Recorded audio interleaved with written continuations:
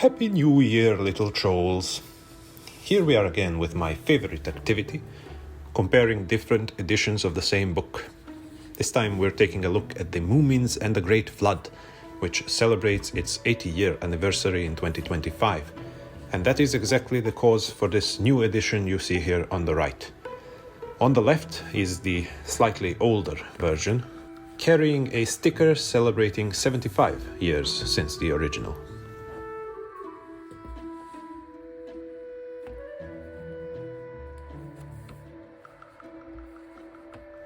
This is the first Moomin book that Tove Jansson wrote. She began writing it during the Second World War, while in a sort of creative and emotional despair, and in need of writing something optimistic. In 1945, after the war ended, the book was finally completed, along with the beautiful and quite inseparable artwork. The story and the illustrations are familiar to any Moomin fan. The book has the same strange, charming quality that we all love, though it does stand out in the lineup of following books, both in its storytelling and short length, and evolving character designs and drawing techniques. Which might be the reason why it also stands out when it comes to book design. Neither of these editions fits in with the standard hardcover series released by Sort of Books, though the new one is similar to the Moominland Midwinter Color edition I've covered on this channel before. However, with slight differences, namely the material and the shape of the spine. A Moominland Midwinter sports a grey, rounded cloth spine, while the one on the Moomins and the Great Flood is flat and cream-coloured. This older edition of Moomins and the Great Flood also initially came with a cloth quarter binding, but apparently at some point they got rid of that, leaving the cover bound in paper all around.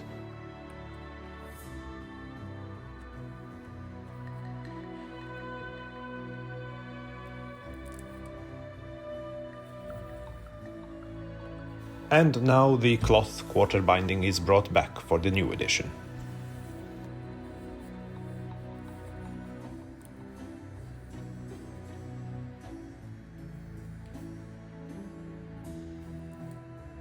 Another obvious difference is the size.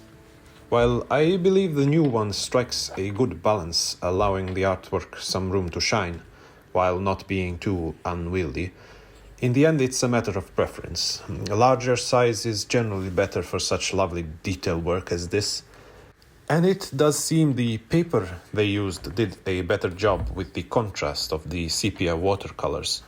But I personally prefer the soft cream paper of the new edition, since the drawing reproduction still looks great and I am willing to look past the unfortunate loss of detail here and there.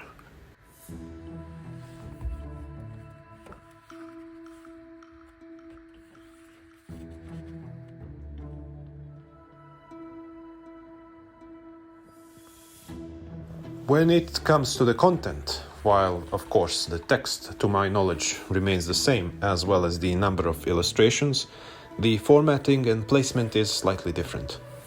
As for the bonus material, the new edition contains a short but sweet foreword by Frank Cottrell Boyce, the current Children's Laureate in the UK, as well as the delightful notes taken from a notebook of Tove Jansson, where she described most of the recurring characters from her Moomin books, originally meant to help directors of television and stage productions.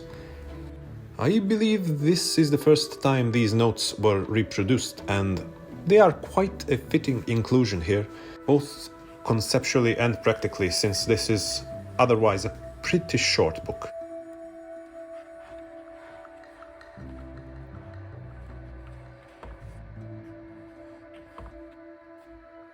The book also includes a cutout Moomin house poster designed by Tove Jansson in 1957, glued on the inside of the cover.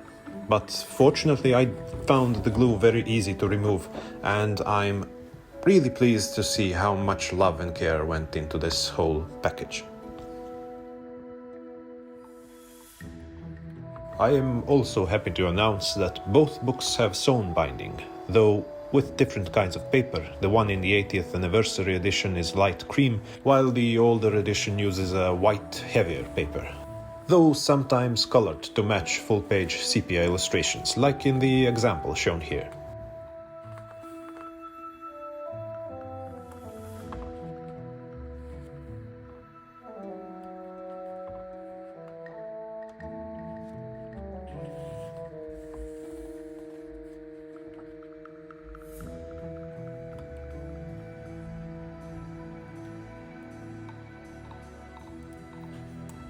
Well, that would be all for now. Please have a great year ahead of you, and I hope we will talk again soon, and many more times after that. Goodbye.